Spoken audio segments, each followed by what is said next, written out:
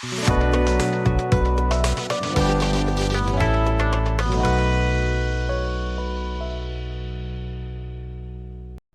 everyone, Anurag here from EduTrainex. Spelling mistakes can be silent killers. Many people who put a lot of effort in their overall preparation, but in the end they make silly spelling mistakes, thereby losing crucial points and messing up their writing scores. In this video, we will cover 10 common types of spelling mistakes that people make, especially those like us, for whom English is not a native language. But before we start, don't forget to hit the subscribe button. Sir, do we hit the button or click the button? You click the button, Pappu. Don't break your computer trying to hit the button. In the end, I'm also going to share you a secret technique to figure out the correct spellings of the words you don't even know. So let's begin. English is a funny language. Many words sound similar, but they are spelled differently. So it's not your fault completely. The most common spelling mistake that people make is with words ending with shun. And there are two possible combinations, T-I-O-N and S-I-O-N. So people get confused here. But there is a catch. There is a slight difference in the sounds they make. Listen closely. Nation, reduction, function, creation. All these words make a sound like shun.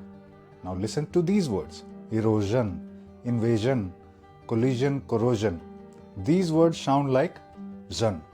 However, words like dimension are exceptions. That sounds like shun but spelled as zhun. Pappu, how do you spell father? Sir, F-A-D-E-R. Getting there, Pappu. Well tried. The second one, which is probably the most common mistake people make, is to combine two words together and get the wrong spelling. Words like at least, inspire, in fact, in turn are actually two words. But while speaking, we say it faster, so it sounds like one word, and people even write it that way. So be very, very careful with these kinds of words. The third one is the words ending with sound ture. Words like nature, future, creature all ends with ture sound, but they are spelled as T-U-R-E in the end. However, there are other words that end with the sound cher but spelled differently. Words like teacher and preacher and spelled as C-H-E-R in the end. So again, be careful when writing these words. Sir, I thought we say it as nature and future. That's why, Pappu, you need to watch my videos. The next tricky one is when some letters are silent when we pronounce the words. Some examples are doubt, where B is silent, knock, where K is silent, or pseudo, where P is silent. Google for words with silent words and get familiar with those words. Very important if you want to get the spellings correct. Pappu, are you saying something? No, sir, I am also silent. Good, let's keep it that way. The next ones are the words ending with GH or GHT. Words like laugh, cough, and tough end with GH. But sometimes people get confused and use double F like TUFF, tough, which is wrong. And words that end with GHT sounds like T but spelled as GHT. Fought, caught, all ends with GHT. Very important, note it down please. Next are the words that start with DIS, dis, or DES, des. Please note that there is a slight difference in the way they sound. Listen carefully. Distance, desperate. Disguise, despite. Distinguish, despair. Don't get these spellings wrong. They are comparatively easy to figure out if you listen closely. Moving on to the words with E sound in them. They could be spelled as EA or with double E. Again, depending on a very slight difference in the way they sound. Words like sheep, screen, teen have a long E sound in them, whereas words like each, cream, please have little shorter E sounds in them. So listen closely. Sheep, please. Think in your mind and you should be able to figure out the correct spellings. Just try to say it.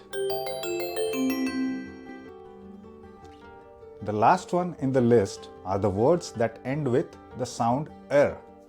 It's simple to guess the spelling of these words like former, power, lower, but be careful with the words that sound similar but spelled differently like grammar or lunar, which ends with AR instead of ER.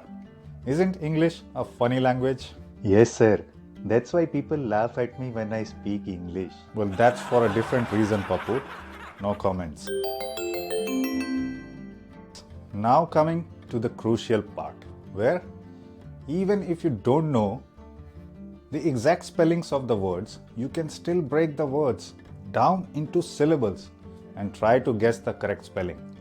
Let's say you don't know the spelling of word complimentary. How can we guess it? Simple. Use the knowledge of the words you already know. Complimentary.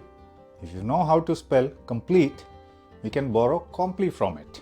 Again, we already know the spelling of men, and there are hundreds of words in English ending with "ery," like documentary, dictionary, visionary. So we can use that knowledge to guess the last part of the word, which is TARY. And there you go. We got the correct spelling, but only use this technique if you really need to.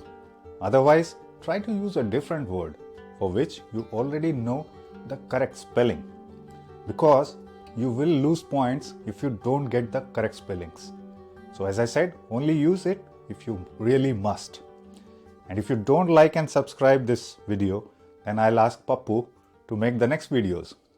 See you in the next one. Goodbye for now.